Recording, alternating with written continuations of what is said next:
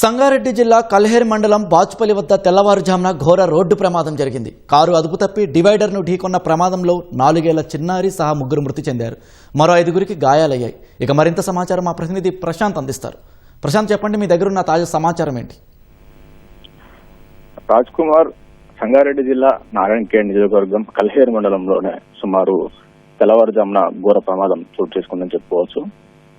విషయంలోకి వెళ్తే ఏంటంటే, మనకి విదేశాల నుంచి వస్తున్న బంధువును విమానాశ్రయం నుంచి తీసుకొని రావడం కోసం మహారాష్ట్ర నాందేడ్ కు సంబంధించిన వ్యక్తులు వారి సొంత వాహనమైన స్కార్పియోలో వారు బయలుదేరారు. అక్కడి నుంచి బయలుదేరిన క్రమంలో సుమారు తెల్లవారుజామున 3:45 ప్రాంతంలో ఈ ప్రమాదం జరిగినట్టుగా తెలుస్తుంది. మనకు బాచుపల్లి సమీపంలో ఆ రోడ్డు పైన జాతీయ రహదారి పైన ప్రమాదం జరిగినట్టు తెలుస్తుంది. అయితే తెల్లవారుజామున ఒక మోస్తరుగా వర్షం పడుతుంది. ఆ వర్షం పడిన క్రమంలో అయితే వాహనము అతివేగంగా వెళ్లడము, ఒక విధానంలో అది కంట్రోల్ కాకపోవడంతో విభాగిని ఢీకొని ప్రమాదం జరిగినట్టుగా తెలుస్తుంది. ప్రమాద సమయంలో వాహనంలో 8 మంది ప్రయాణికులు ఉన్నట్టుగా సమాచారం. అందులో ఇద్దరితో పాటు మరొక 2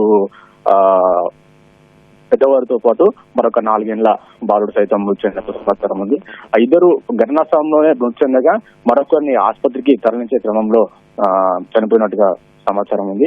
ఇప్పటికైతే మన వద్ద ఉన్న తాజా సమాచారం ప్రకారం అయితే మృతదేహాలన్నింటినీ మనకి పోస్ట్ మార్టం నిమిత్తము నారాయణఖేడ్ ప్రభుత్వ ఆసుపత్రికి తరలించినట్టు తెలుస్తా ఉంది. మిగిలిన గాయపడిన 5గురిని సైతము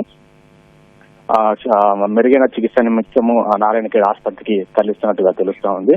మొత్తంగా చూసినట్లయితే తెల్లవారుజామున జరిగిన ఈ తీవ్ర ప్రమాదము వారి కుటుంబ సభ్యుల్లో తీవ్ర విషాదాన్ని నింపిందని చెప్పుకోవచ్చు.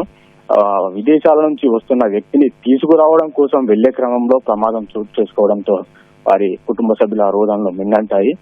విదేశాల నుంచి వస్తున్న వారిని తీసుకొచ్చే క్రమంలో ఈ ప్రమాదం జరగడంతో ఒకంత తీవ్ర ఘటన చోటు చేసుకున్నట్టుగా వారి గ్రామస్తులు సైతం చెప్తున్నారు. విషయం ఏంటంటే, విదేశాల నుంచి వస్తున్నాడు, వారిని తీసుకొచ్చి వారి ఆప్యాయతను పంచుదాము, చాలా రోజుల నుంచి కలవలేదు, చూద్దామనే క్రమంలో ఈ ప్రమాదం జరగడంతో ఒకంత వారిలో నిందనలు రోజంటాయని చెప్పుకోవచ్చు. మొత్తంగా ఇది ఇక్కడ తాజా పరిస్థితి. ధన్యవాదాలు ప్రశాంత్.